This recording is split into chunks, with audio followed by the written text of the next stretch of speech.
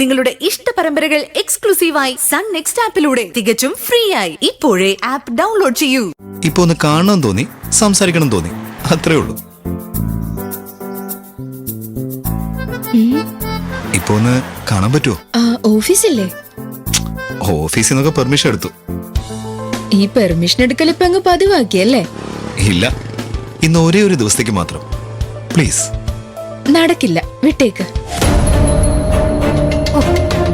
ഇതുവരെ കഴിഞ്ഞില്ലേ നിന്റെ ഫോൺ വിളി?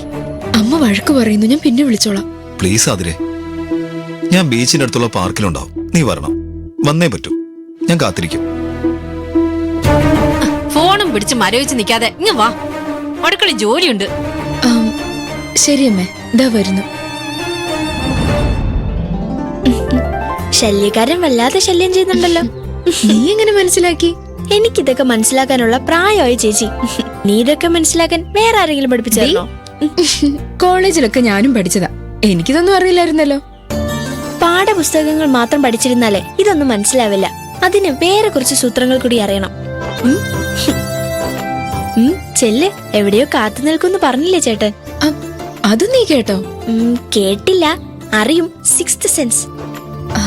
അമ്മ വഴക്ക് പറയും ഗോപിയെ. എന്തിന്?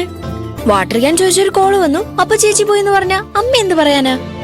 ചെല്ലു ചേച്ചി, ശല്യക്കാരൻ അവിടെ നിന്ന് കരയണ്ട. പിന്നെ ചെറുതായിട്ടെങ്കിലും ഒന്ന് മേക്കപ്പ് ഇട്ടിട്ട് പൊക്കോ. വാട്ടർ ക്യാൻ കൊണ്ടുപോയി കൊടുക്കാൻ മേക്കപ്പ് ഇട്ടിട്ട് അല്ലേ ബുദ്ധസേ? ചെല്ല്, പോയി പഠിക്ക്.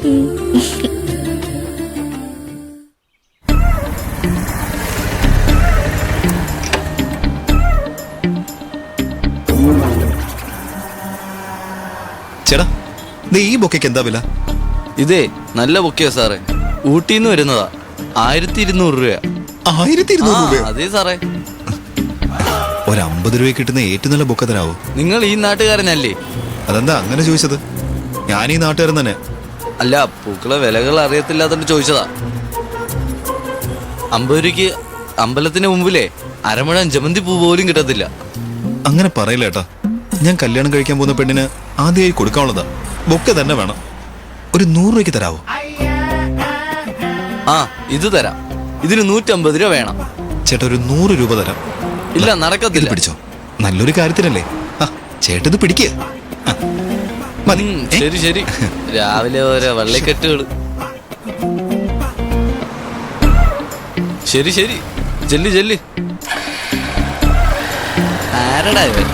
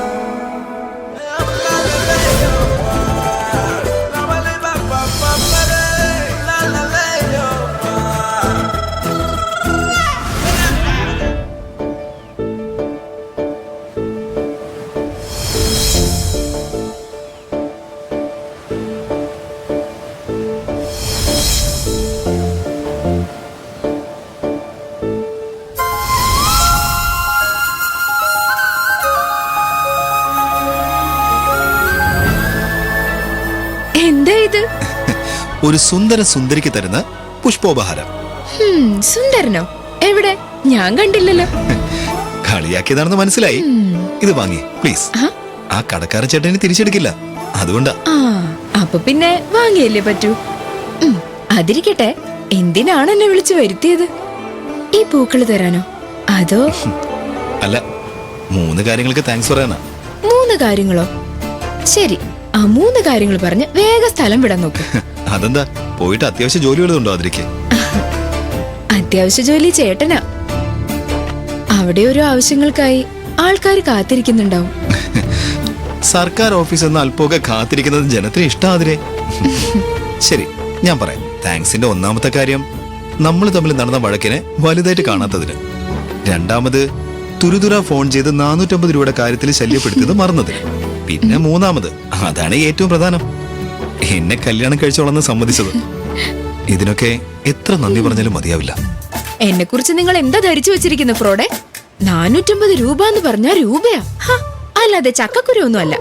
ഫ്രോഡെ, ആ പണം ഇന്നേ ദിവസം വൈകുന്നേരത്തിന് മുൻപ് എന്റെ കൈ കിട്ടിയില്ലെങ്കിൽ വിവരം അറിയും.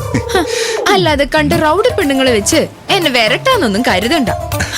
എന്റെ തനി നിറം നിങ്ങൾ കണ്ടിട്ടില്ല എന്നൊക്കെ പറയാനേ ചേട്ടന് അറിയൂന്നാണ് ഞാൻ ഇതുവരെ കരുതിയിട്ടുള്ളത്. ഇങ്ങനെ സംസാരിക്കാൻ അറിയാം അല്ലേ?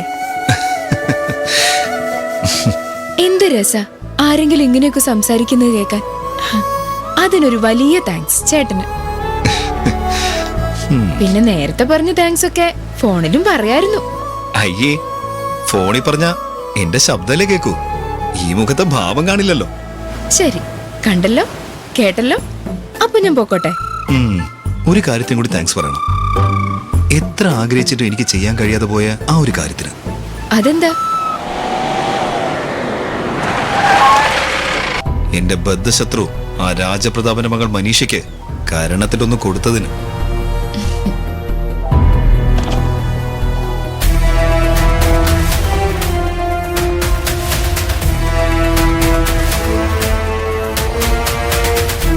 ഓ, ഇത്ര വരെ എത്തിയല്ലേ അവരുടെ അടുപ്പം.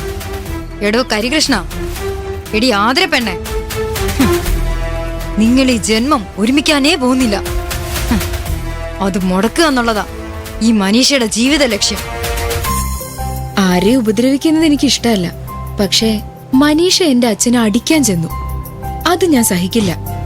ഈ ലോകത്ത് ആരായാലും എന്റെ അച്ഛനെ ദ്രോഹിച്ച ഞാൻ വെറുതെ ഇരിക്കില്ല. കൊടുക്കും, കണക്കിന് കൊടുക്കും. രണ്ടിന്റെ സന്തോഷമൊക്കെ ഇപ്പൊ കഴിയും, നോക്കിക്കോ.